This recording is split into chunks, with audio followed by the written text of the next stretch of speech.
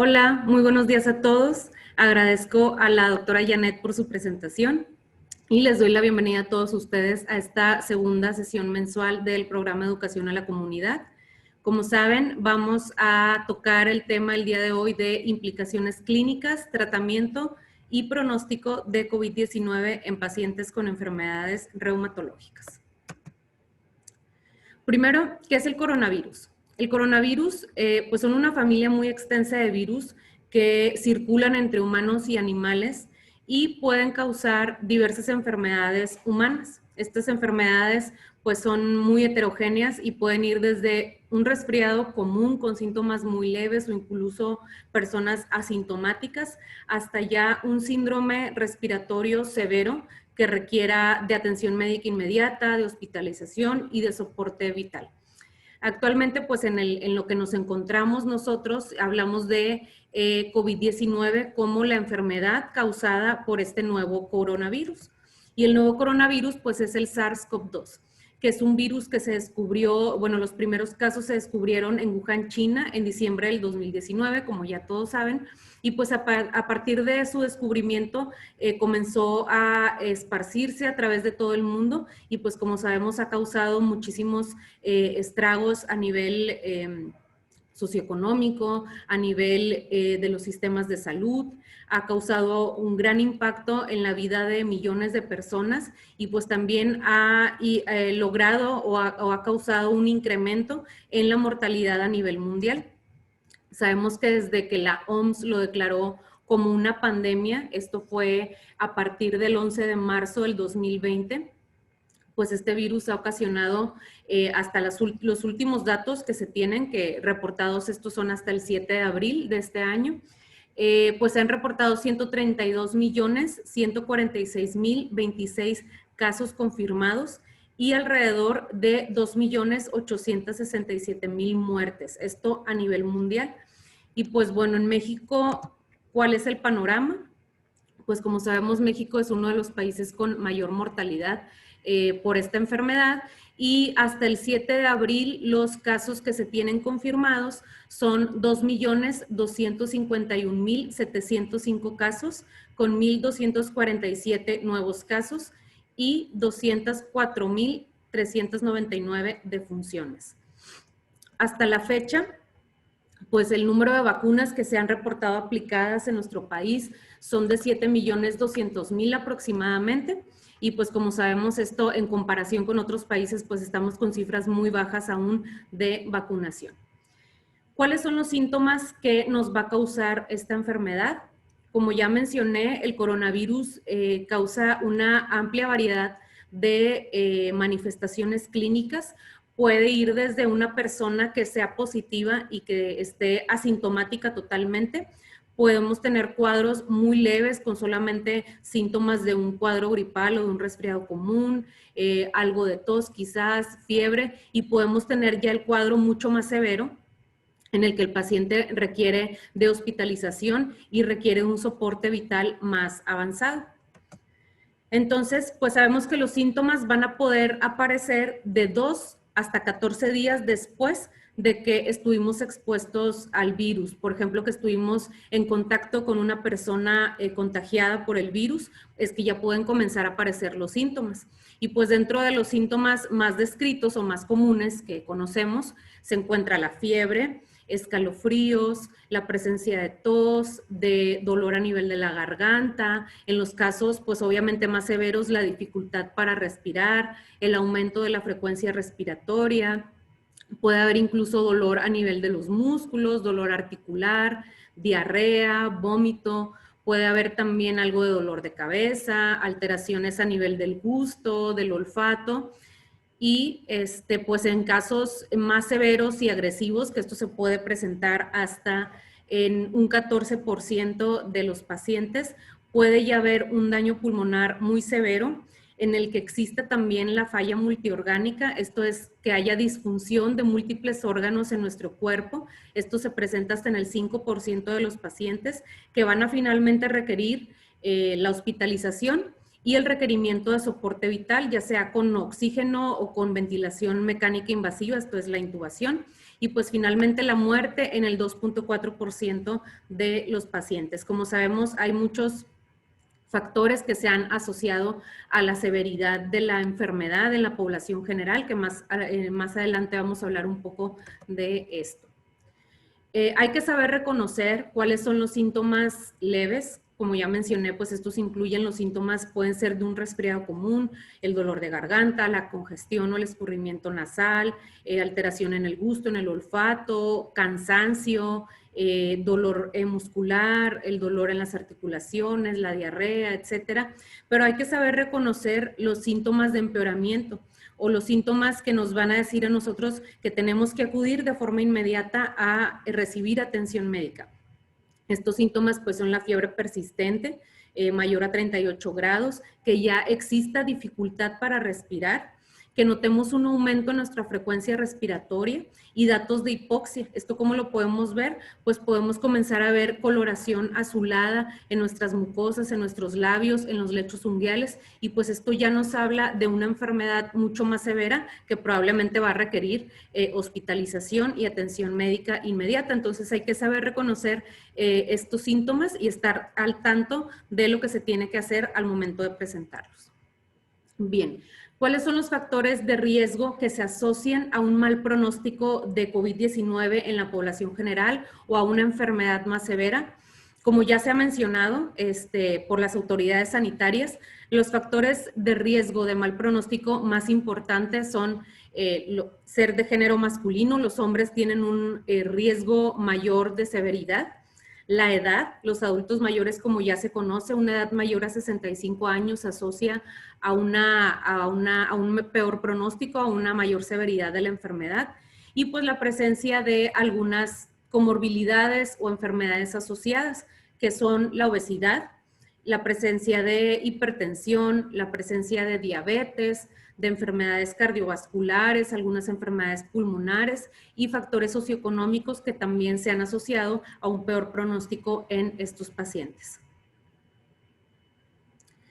Hablando de las enfermedades reumatológicas autoinmunes, probablemente algunos de ustedes ya estén familiarizados con este concepto. Sabemos que son un grupo muy heterogéneo de enfermedades en las que se van a asociar a una activación muy significativa de nuestro sistema inmunológico.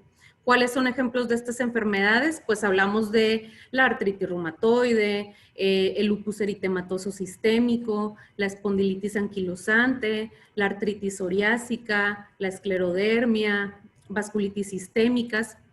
Y pues como sabemos, muchas de estas enfermedades tienen complicaciones a nivel de órganos como pulmón, corazón, riñón, y pues esto nos confiere un riesgo mayor, ya sea de adquirir la infección o de tener un peor desenlace o una mayor severidad de la enfermedad, propiamente por las complicaciones de la enfermedad, que pueden ser a nivel de muchos órganos y sistemas.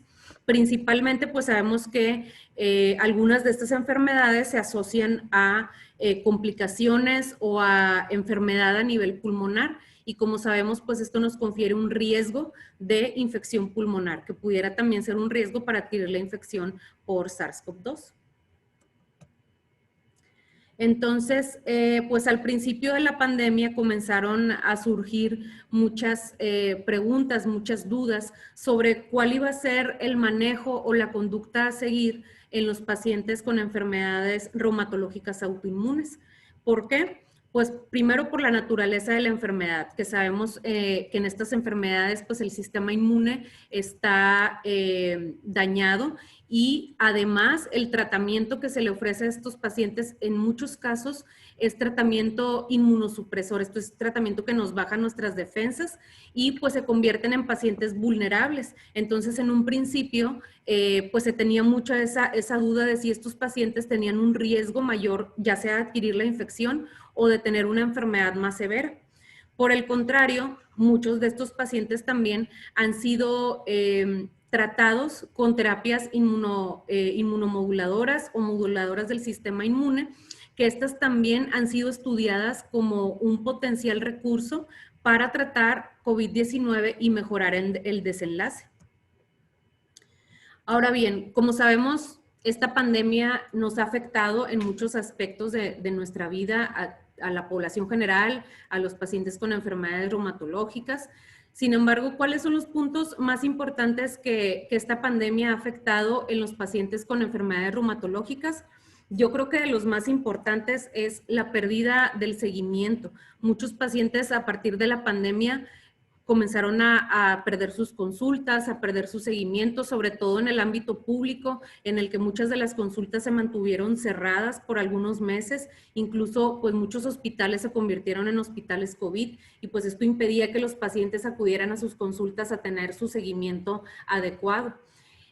Una de las opciones o algo a lo que nos tuvimos que adaptar durante esta pandemia, pues fue el uso de la consulta a través de telemedicina, que si bien ha sido de gran apoyo durante la pandemia para tener un seguimiento estrecho de los pacientes, pues tiene la desventaja de que no podemos realizar una valoración física del paciente. Sin embargo, pues es un recurso que tuvimos que utilizar y al que nos tuvimos que adaptar por las condiciones en las que nos encontrábamos por la pandemia.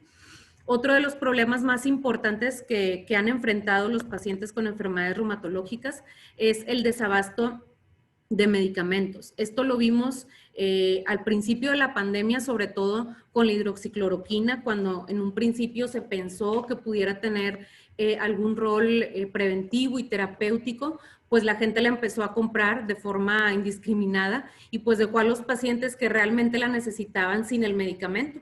Como sabemos, muchas enfermedades reumatológicas utilizan este fármaco para su tratamiento y pues muchos pacientes no tenían dónde conseguirla, suspendieron el medicamento. Entonces este fue un gran problema que se enfrentó al principio y que aún en este momento seguimos enfrentando, tal vez ya no con la hidroxicloroquina, pero con medicamentos como el metotrexate es con el que estamos teniendo este problema, medicamentos como la sulfasalacina, que probablemente muchos de ustedes tienen indicado este tipo de tratamientos. Y pues actualmente hay desabasto de esos medicamentos y ese es un problema porque los pacientes dejan de tomar el medicamento, pierden su seguimiento y su enfermedad se activa nuevamente. Otro de los problemas importantes pues fue el aislamiento. Los pacientes, sabiéndose personas vulnerables, pues dejaron de salir a hacer actividad física y pues tendieron a aislarse, ¿no? Como todos. Y esto pues conlleva a tener síntomas de ansiedad y de depresión. Una de las preguntas que surgieron, como ya mencioné previamente, al inicio de la pandemia, es si existía un incremento en el riesgo de infección en este grupo de pacientes.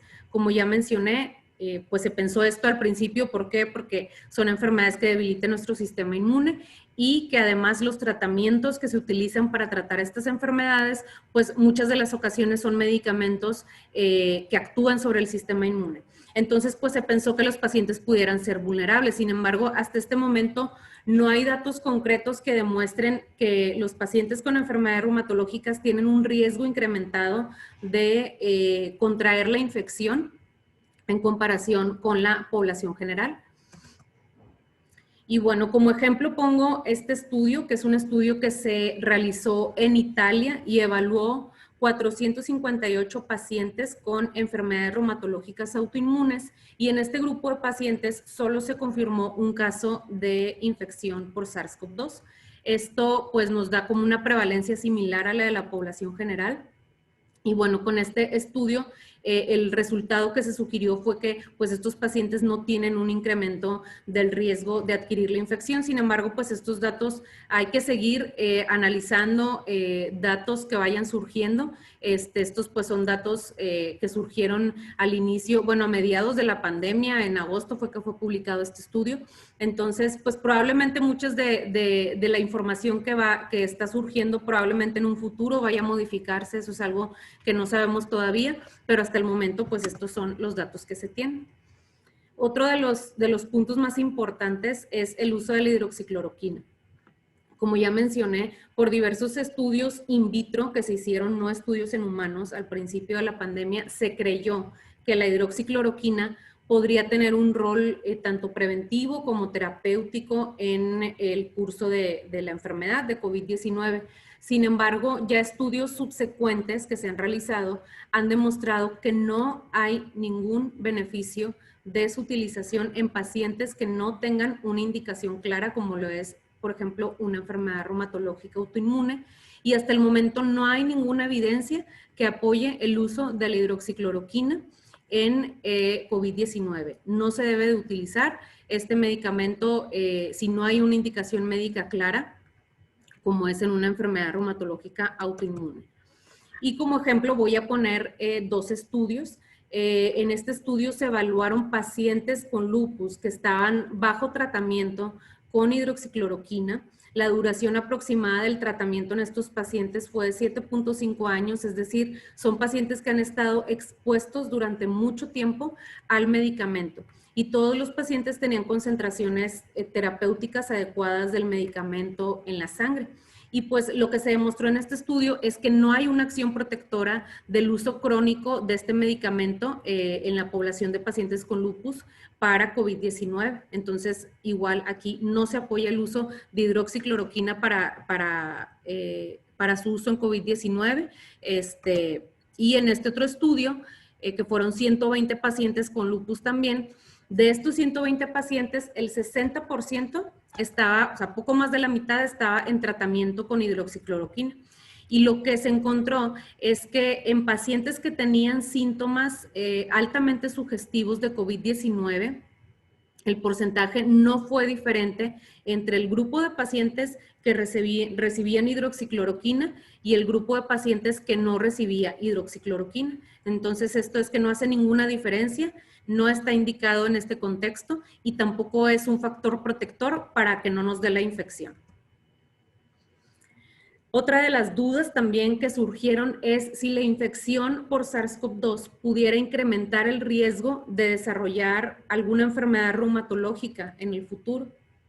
Hasta la fecha se ha reportado positividad para algunos anticuerpos hasta en 1/3 de los pacientes con COVID-19 en la fase aguda de la enfermedad. Esto es al momento de presentación de los síntomas en una fase muy temprana. Sin embargo, hasta el momento se desconoce si estos anticuerpos persisten a largo plazo y la relevancia clínica que esto vaya a tener en un futuro. Para esto, pues se requiere obviamente un seguimiento de mucho más tiempo en estos pacientes para conocer las implicaciones que va a tener después, pero hasta el momento no hay algo publicado y no tenemos información de que el virus pueda incrementar el riesgo de desarrollar una enfermedad reumatológica. Esto lo vamos a saber hasta en un futuro cuando tengamos un seguimiento a mayor plazo. Ahora bien, ya hablamos de los factores de riesgo de mal pronóstico en pacientes de población general, pacientes con COVID-19 de la población general. Ahora vamos a hablar un poquito de cuáles son los factores de mal pronóstico en pacientes con COVID-19 y enfermedades reumatológicas.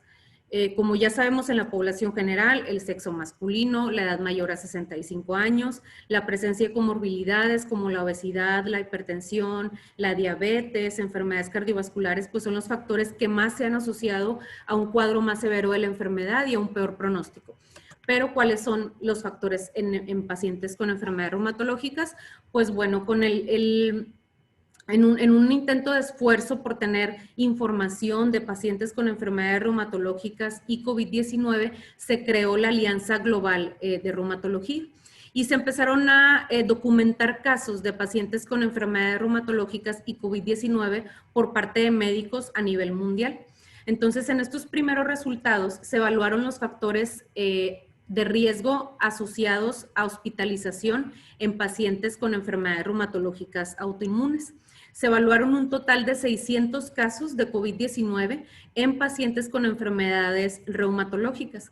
De estos 600 casos, el 46% se hospitalizó, esto es, tuvo una enfermedad severa, y el 9% falleció. ¿Cuáles son los factores de riesgo que se asociaron al curso severo de la enfermedad? Pues igual que en la población general, la edad mayor a 65 años, la presencia de hipertensión o alguna otra enfermedad cardiovascular, la presencia de enfermedad pulmonar, el diagnóstico de diabetes y la presencia de enfermedad renal crónica, igual que en la población general. Sin embargo, otro hallazgo que se encontró en este estudio fue que una dosis de prednisona igual o mayor a 10 miligramos al día es un factor asociado a riesgo de hospitalización. Sin embargo, este dato lo tenemos que tomar un poco con precaución porque esta dosis, el que un paciente esté utilizando esta dosis de prednisona pudiera hablarnos de que tal vez su enfermedad no está controlada y probablemente este dato vaya más hacia la actividad de la enfermedad. Y bueno, posteriormente, la misma Alianza Global evaluó las causas de mortalidad o cuáles eran los factores de riesgo asociados a mortalidad en estos pacientes. En estos últimos resultados que se publicaron recientemente, se evaluaron 3,729 pacientes con enfermedades reumatológicas y COVID-19. ¿Y qué se demostró? Pues que de la misma forma que en la población general, la edad mayor se asocia a una mayor mortalidad. De las personas que fallecieron, el 69% eran mayores de 65 años. Y lo mismo que pasa en la población general, el género masculino tiene un mayor riesgo de morir que el género femenino. Otra de las cosas que se investigaron en estos datos es que la mayoría de los medicamentos utilizados en enfermedades reumatológicas no se asocian a muerte relacionada con COVID-19. Por lo tanto, aquí sí quiero hacer hincapié en la importancia de no suspender su tratamiento de su enfermedad reumatológica a menos que haya una indicación clara por parte de su reumatólogo. Uno de los datos más importantes o interesantes que se encontraron es que las personas que tenían un bajo nivel de actividad de su enfermedad reumatológica o que su enfermedad reumatológica se encontraba en remisión, tenían menos probabilidad de morir por COVID-19 comparado con los pacientes en quienes su enfermedad reumatológica está descontrolada o que tienen una alta actividad de la enfermedad. Y aquí nuevamente pues se subraya la importancia de tener un control adecuado de la enfermedad, de acudir a sus citas de seguimiento, de no suspender el tratamiento de su enfermedad reumatológica a menos que exista una indicación clara por parte de su reumatólogo. Y pues bueno, también otra de las cosas importantes que se encontraron es que la presencia de 3 o más comorbilidades o enfermedades asociadas fue más común en personas que fallecieron por COVID-19. Dentro de las enfermedades más relevantes que se encontraron en este estudio, pues igual que en la población general, la hipertensión fue de las más importantes, combinada con enfermedad cardiovascular o alguna enfermedad pulmonar crónica. Y pues dentro de los resultados que se obtuvieron, se encontró que el 21% de los pacientes tenían 3 o más comorbilidades y que el 43%, o sea, casi la mitad de los pacientes que fallecieron, tenían 3 o más enfermedades asociadas o 3 o más comorbilidades. Entonces, esto nos habla de que los factores de riesgo de mortalidad continúan siendo los mismos que en la población general. Muchos de nuestros pacientes se encuentran bajo tratamiento con ciertos medicamentos como son el rituximab, el uso de algunos inmunosupresores, sulfasalazina. Entonces, en el análisis de estos datos se encontró que los pacientes bajo tratamiento con estos medicamentos pudieran tener un incremento en el riesgo de muerte.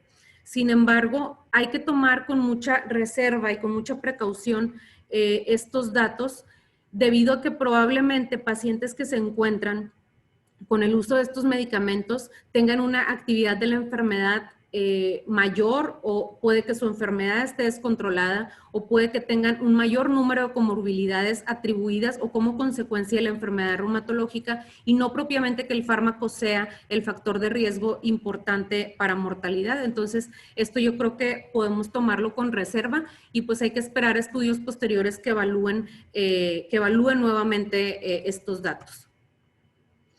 Entonces, pues con toda la información que ha ido surgiendo a lo largo de este poco más de un año que llevamos de pandemia, pues como médicos necesitamos unas guías para saber cómo vamos a actuar ante los pacientes o cuál es la conducta que debemos de seguir ante los pacientes durante esta pandemia. Y por lo tanto, el Colegio Americano de Reumatología creó las guías de manejo de estos pacientes durante la pandemia, la cual ha tenido varias versiones que se ha ido modificando conforme va surgiendo nueva información. En la creación de estas guías de manejo participan expertos, participaron 10 reumatólogos y 4 infectólogos. Y pues se hacen consideraciones, primero consideraciones generales. Algo de lo que se habla es que el riesgo de pobre pronóstico de COVID-19 en este grupo de pacientes va a estar relacionado principalmente a factores de riesgo generales, como la edad, las comorbilidades, como ya lo hemos venido hablando durante la plática, la edad, la presencia de hipertensión, de otras comorbilidades como la diabetes, obesidad, tal cual como la población general. Se sugiere seguir las medidas preventivas, igual que en la población general, las mismas medidas que emiten las autoridades sanitarias. Y algo muy importante en lo que se tiene que hacer hincapié es que todas las decisiones en cuanto a ajustes de tratamiento, a cambio de medicamentos, a suspensión de medicamentos, se deben de realizar de forma compartida. Esto es, entre el equipo médico y el paciente. Y también se hace mención en cuanto al uso de glucocorticoides, que siempre se debe de utilizar la menor dosis posible del medicamento para mantener el control de la enfermedad o para mantener la enfermedad en actividad baja o en remisión. Es bien importante mencionar que estos medicamentos no se deben de suspender de forma abrupta en pacientes que los han estado tomando de forma crónica. Entonces, ¿qué es lo que se tiene que hacer en pacientes que tienen una enfermedad reumática que está estable, que no está activa, que está en remisión y que no tienen SARS-CoV-2 y que no han tenido exposición al virus? Pues no suspender el tratamiento. No suspender el tratamiento a menos que exista una indicación clara por parte de su reumatólogo, y pues la decisión de suspender cualquiera de los medicamentos siempre va a ser evaluando cada caso de forma individual. Como ya mencioné, es muy importante el control de la actividad de la enfermedad. Como ya vimos, la actividad alta de la enfermedad se asocia a mayor mortalidad. Entonces, aquí la importancia de siempre tener sus citas de seguimiento y de no suspender su tratamiento. ¿Qué tratamiento debo recibir si mi enfermedad reumática se encuentra activa? Probablemente sea necesario que se hagan ajustes al tratamiento por parte del reumatólogo y se puede requerir incluso el uso de medicamentos, por ejemplo, medicamentos biológicos, y en el caso de que la actividad de la enfermedad reumatológica ponga en peligro la vida, esto es que cause daño a nivel de múltiples órganos y sistemas, se puedan requerir dosis altas de esteroide o incluso el uso de algunos inmunosupresores. Como ya mencioné, esto va a ser dependiendo y evaluando cada caso de forma individual.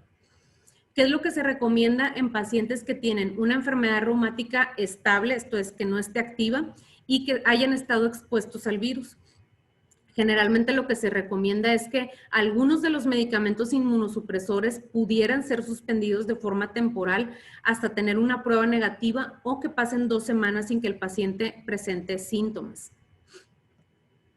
Y bueno, en pacientes que ya tienen COVID-19 comprobado o que tienen síntomas altamente sugestivos de COVID-19, pues probablemente el reumatólogo les va a indicar de igual forma que suspenda alguno de los fármacos.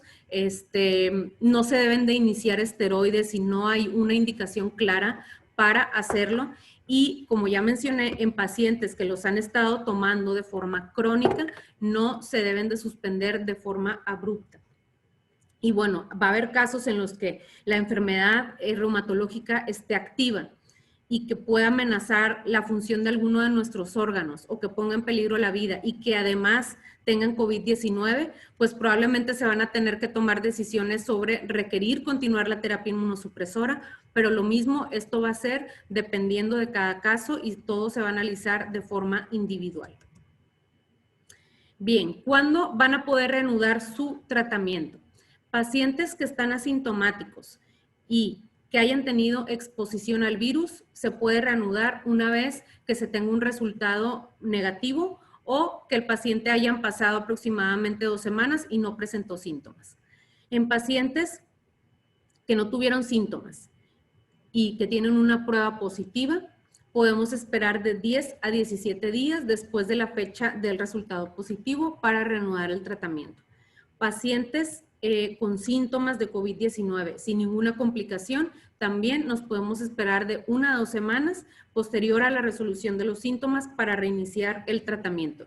Y ya cuando hay un caso severo de COVID, pues se va a individualizar, como ya mencioné, según la gravedad de los órganos afectados, según la actividad de la enfermedad reumatológica, y esto va a ser dependiendo de cada caso.